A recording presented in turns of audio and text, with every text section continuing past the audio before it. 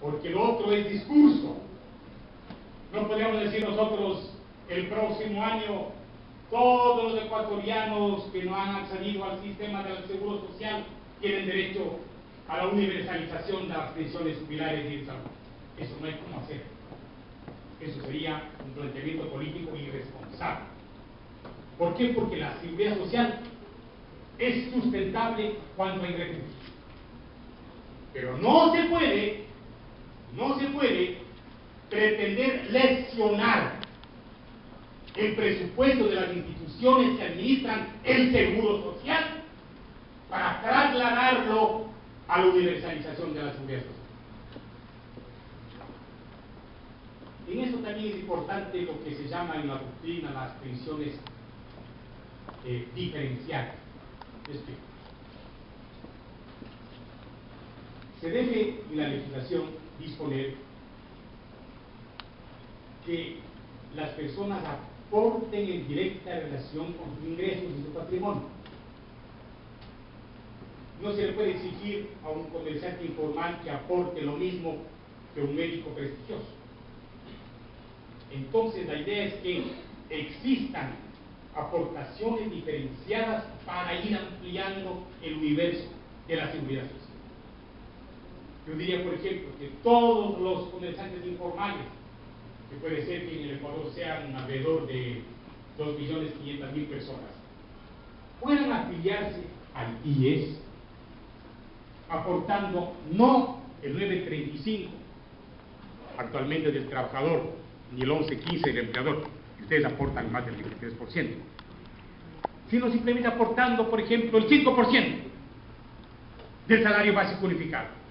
Esto va a permitir que se amplíe el universo de los afiliados al Seguro Social sin necesidad de lesionar a otros sectores de la población que legítimamente tienen derechos adquiridos, como son el IES, el ISA y la ISA.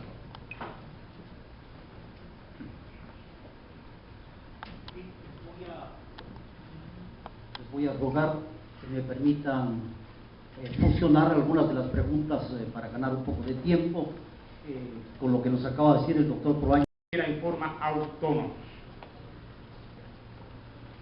Y yo creo con toda seriedad, y me responsabilizo de mis palabras, que los afiliados y beneficiarios del ISPA y de la ISPOL no pueden permitir que se ensaye con sus instituciones con una homologación de prestaciones y aportaciones que podría significar un desbalance final.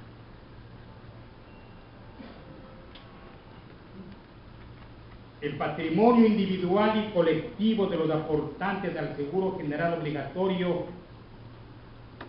tampoco puede transformarse en el Fondo Nacional de Seguridad Social, que es de responsabilidad del Estado. Lo que se debe hacer es fortalecer a las instituciones que actualmente administran la seguridad social, mayor cobertura, mejor recaudación y con eficiencia en las prestaciones y en los servicios. En consecuencia, se debe respetar la autonomía del IES, del ISPA y de la ISPOL, y se deben establecer mecanismos de rendición de cuentas a través de normas de supervisión y regulación, que lamentablemente hoy corresponde a 3 instituciones, absurdamente: la Superintendencia de Bancos y Seguros, la Contraloría General del Estado y las propias auditorías que tienen las organizaciones. Y de los presupuestos de las 3 instituciones se está aportando valores muy significativos para la control y revisión de las instituciones, cuando puede haber una sola auditoría cada institución, o una sola auditoría que la maneje la super de banco, pero no 3 auditorías. Yo creo que esa es una aspiración en la cual las 3 instituciones deben armonizarse y reclamar que exista una sola institución en la nueva legislación.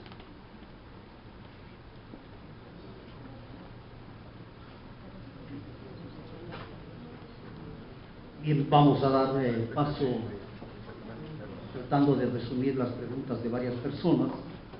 Aquí hay una consulta para el doctor Duaño que dice lo siguiente: ¿en qué medida afecta al sistema de seguridad social en Fuerzas Armadas el desbalance existente entre el personal que entra y el personal que sale, a sabiendas que es política del Estado para que cada vez ingresen menos personas en Fuerzas Armadas? ¿Cómo esto contribuiría al desbalance y al financiamiento de la institución? Y complementariamente dice el economista Peña, esta pregunta, dice, ¿qué debe contener la nueva ley de seguridad social para mantener la contribución del 40% al IES y del 60% al ISPA y al ISPOL por parte del Estado para el seguro de pensiones? Es decir, estas diferencias que existen en cada uno de los sistemas de los aportes. Bueno, yo quiero felicitar al señor director general del ISPA por haber tenido la decisión institucional acertada de haber convocado al señor economista Francisco Peña, que sea auditor de la institución.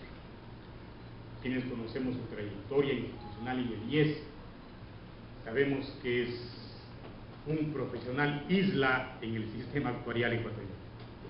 Felicito esa acertada decisión. Respecto a las preguntas,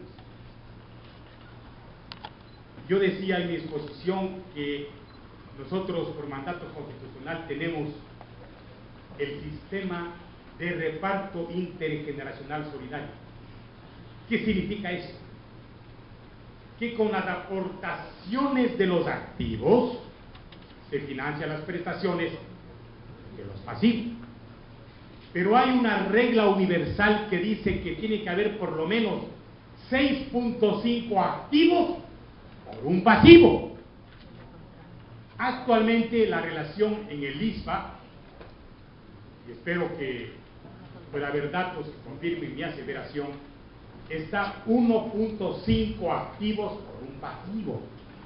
Eso significa que es una situación delicada respecto al futuro del ISPA como institución. Y para eso tiene que haber, por cierto, una capacidad de rendimientos de su patrimonio que le permita compensar el desbalance entre activos y pasivos.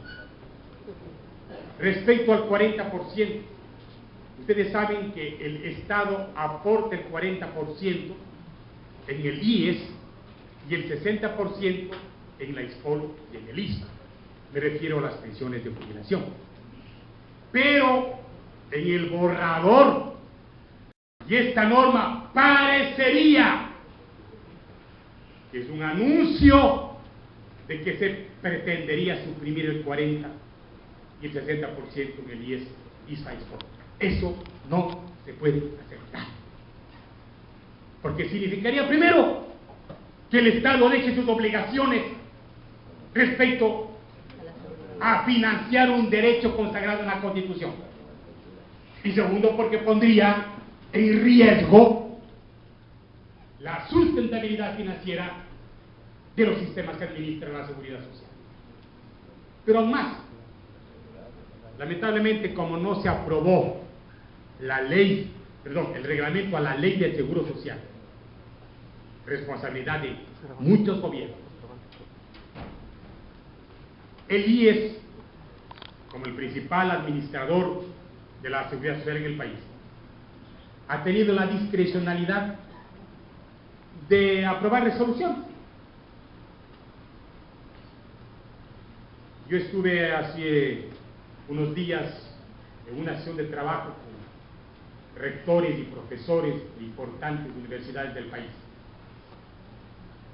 con una contradicción. Hay una resolución número 100 del IES que dispuso que un jubilado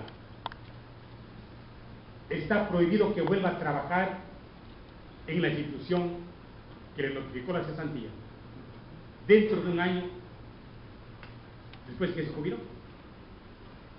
Y si lo hace, se castiga a la institución con el 100% de multas y de intereses, y se invalida la aportación que hizo el afiliado.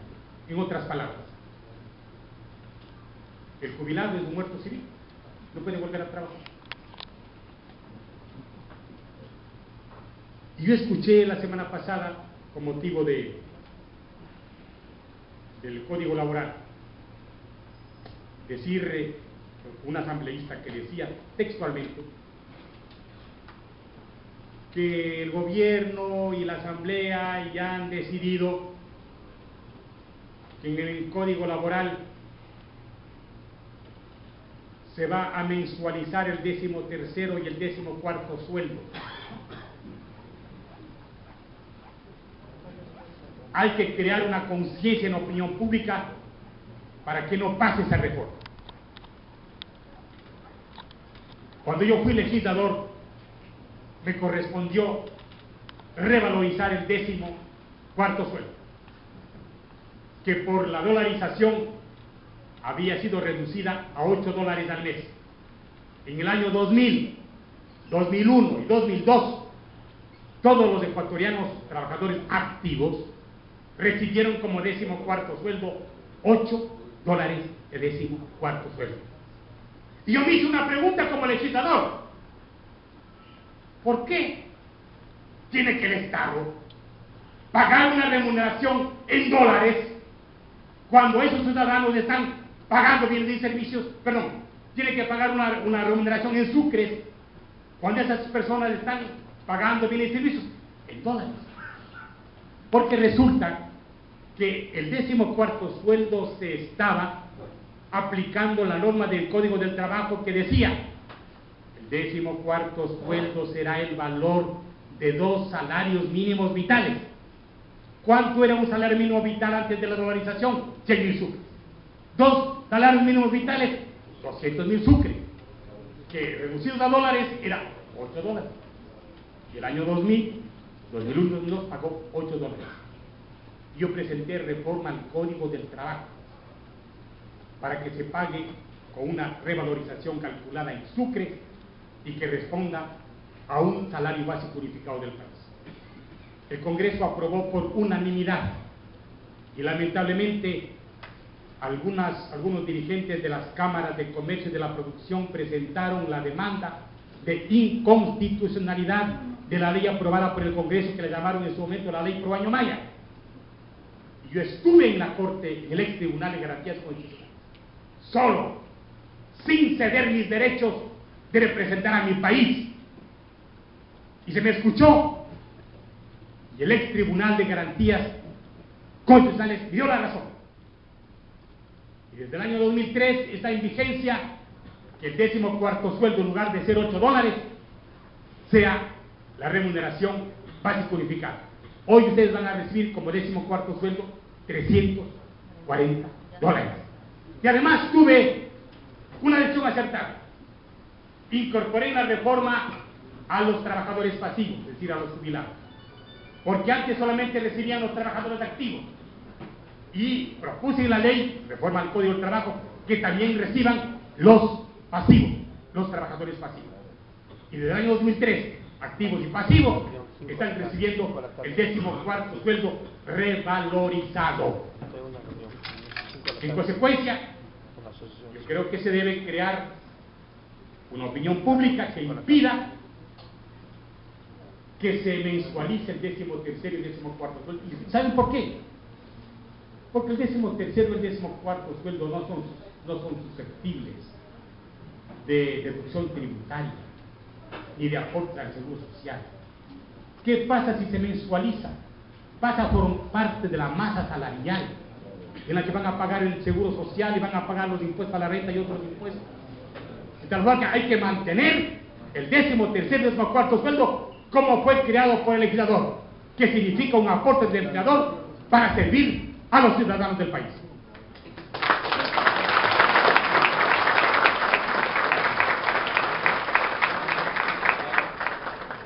Bien, con la conclusión del doctor Proaño y del auditorio, quiero rogarles que demos por terminada la primera conferencia, porque nos hemos desfasado un poquito, la coordinación está un poco preocupada, y para dar paso a las siguientes intervenciones les voy a rogar adicionalmente que el receso también lo reduzcamos para compensar un poquito el tiempo.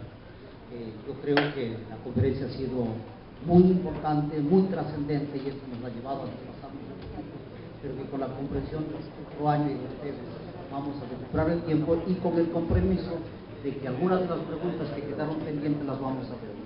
Muchas gracias, doctor Proaño, y gracias a ustedes.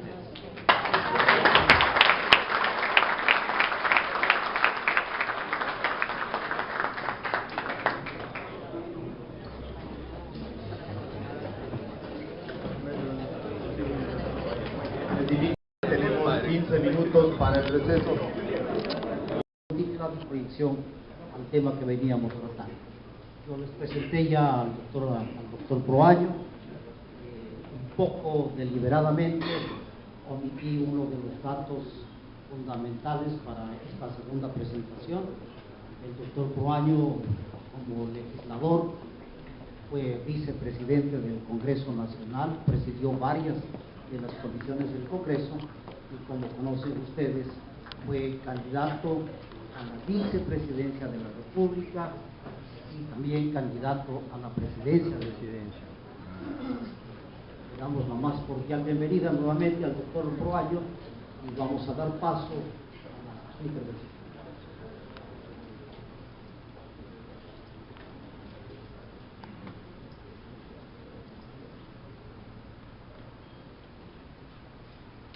Yo también autor de un libro que se llama Tercera Edad. Hay una advertencia nacional respecto a que entre las obligaciones del poder político está el debate y la aprobación de la nueva ley de seguridad social. Y yo considero, porque hay una agenda legislativa que ha sido publicitada, de que en el último trimestre de este año se presentaría a la Asamblea Nacional Aquí estamos la propuesta de la nueva legislación sobre seguridad social. Yo aspiro que esta nueva ley no sea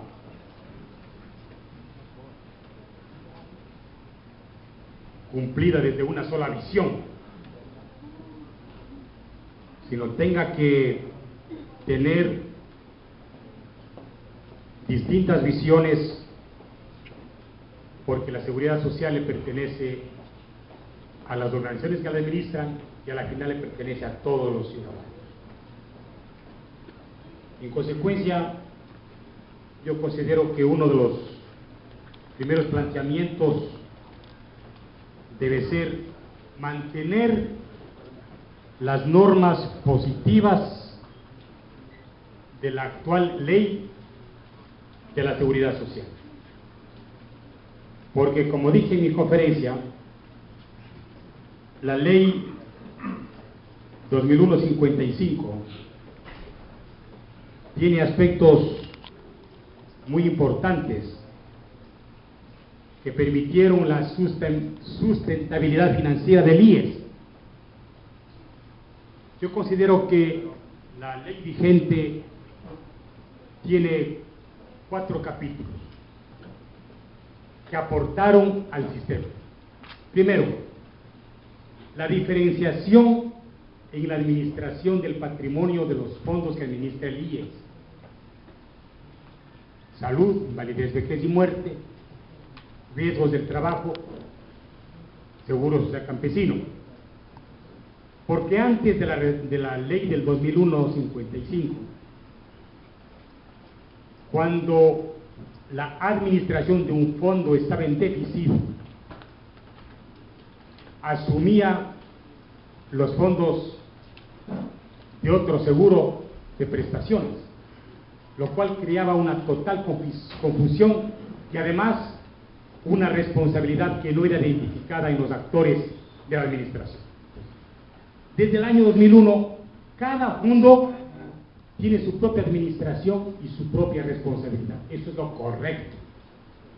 Y eso tiene que mantenerse.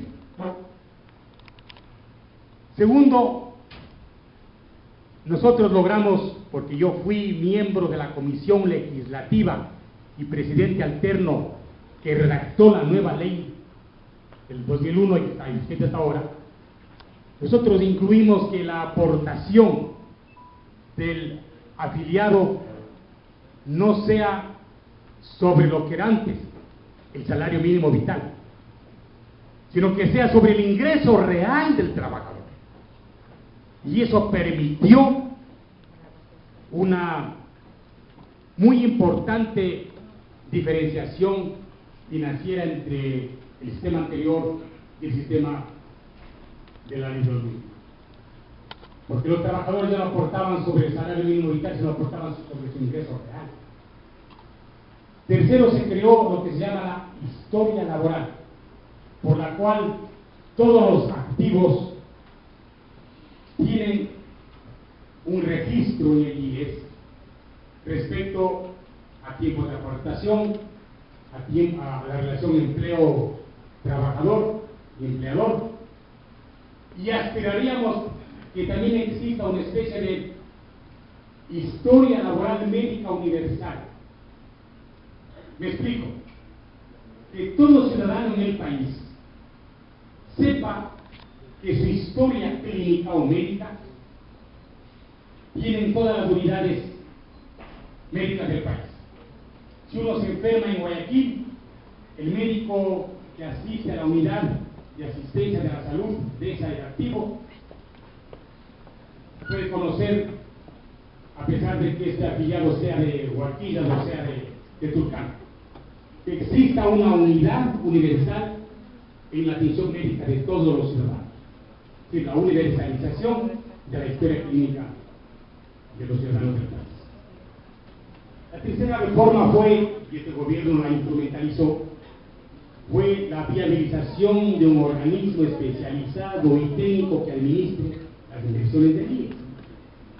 Efectivamente, el IES administra los recursos del IES y yo sí puedo discrepar, pero un sistema de seguridad social debe tener dos altas funciones: una prestación eficiente de salud y otorgar dignas pensiones de jubilación. Los otros beneficios son adicionales. Para la OIT son distractores de la seguridad social. Por ejemplo, el IES ha magnificado sus servicios de préstamos hipotecarios, préstamos quiroprácticos, como que la finalidad del IES fuera pagar préstamos. No. La finalidad de los organismos que administran la seguridad social es salud y jubilación. Y luego también se dispuso, y lamentablemente no se aplicó en los gobiernos de turno, se dispuso que cada 5 años se eleve un año la edad de la jubilación respecto a la expectativa de vida, que es un fenómeno universal. Si se cumplía esta disposición que consta en la ley del 2001, hoy deberíamos dar la alternativa de que la jubilación sea 63 años de edad en lugar de 60. Pero no se ha cumplido, como efectivamente muchas normas no se han cumplido en el país. De tal forma que yo considero que la nueva legislación de la seguridad social tiene que ser la visión desde la realidad nacional. Lo conozco, no tengo confirmación de la información, pero conozco que el Estado ha hecho una consultoría dirigida por una académica española que pretendería llanos con convicciones, con conocimiento académico, con una profunda identidad de nuestro país, que, por cierto, nuestra voz sea escuchada y nuestra voz sea respetada. Miren, desde la ciudadanía se puede lograr que el poder político rectifique. Hace 40 días fue el debate nacional una resolución del Consejo Directivo del IES, la resolución 464, por la cual se disponía la afiliación voluntaria obligatoria. Todos los ciudadanos debían afiliarse al IES con una aportación del 20.6 de sus ingresos totales, bajo el control del SRI, para efecto supuestamente de ampliar la cobertura de la seguridad social. Y curiosamente digo, ¿por qué? Porque 3 meses antes se aprobó otra resolución por la cual se cambiaban todas las reglas respecto a la afiliación voluntaria.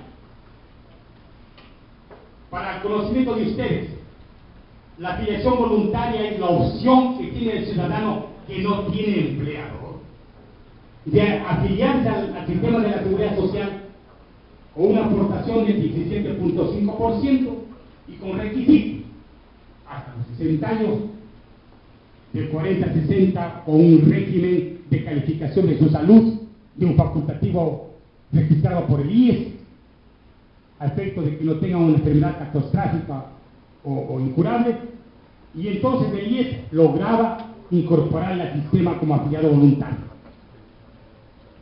La resolución 462 deroga todos los requisitos y cualquier ecuatoriano podía afiliarse sin requisitos de edad, sin requisitos de calificación, sin nada. Y la 464 cambió completamente las reglas del juego respecto a aumentar la aportación del 20.6 en lugar del 17.5.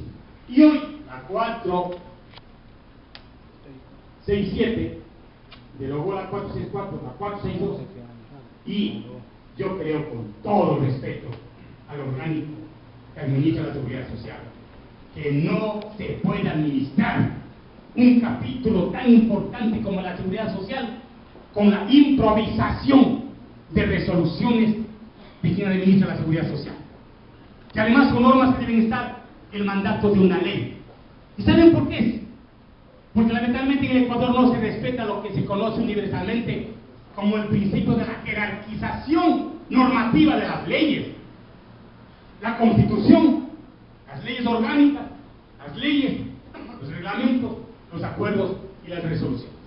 Este debe ser el orgánico que administre el ordenamiento jurídico de un país. Pero ¿qué pasa en nuestro país? Cuando al poder político le estorba un mandato constitucional, dicta una ley. Si es que la ley le impide ejercer sus aspiraciones, sus derechos, dicta un reglamento. Si el reglamento también es un estorbo, dicta una resolución. Y entonces el Ecuador está en un mar de resoluciones violentando el ordenamiento jurídico del país. Cuando un país debe seguridad jurídica, en la que los ciudadanos y las autoridades conozcan cuáles son sus derechos y sus obligaciones. Y por eso que la nueva ley de seguridad social tiene que ser una ley consensuada. No puede ser simplemente porque en el último trimestre a la Asamblea Nacional se le ocurrió dictar la nueva ley de seguridad social. La seguridad social no debe ser ocurrencia de nadie. Es una responsabilidad del país. Y tiene que hacerla con mucha seriedad, con mucho grado intelectual. Y desde el Ecuador.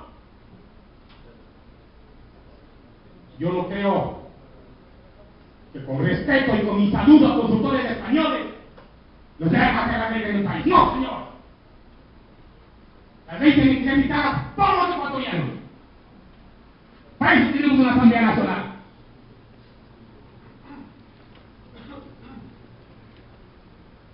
Por otra parte, los servicios que debe prestar la seguridad social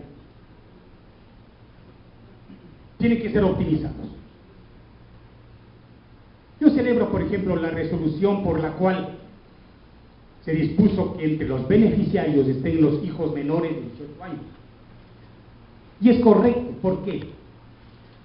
Porque los índices de morbilidad de hasta 18 años son muy bajos. Entonces no afectan a la prestación que da el sistema. Pero la resolución en la que se incorporaron normas de la afiliación voluntaria incluyó una norma, hoy está derogada, que duró 60 días, por la cual se ampliaba los servicios de 18 a 25 años con una aportación del empleador del 4.5. Esta norma ya ha sido derogada. Y es que toda aportación del Seguro Social tiene que estar sustentable financieramente, sustentable económicamente.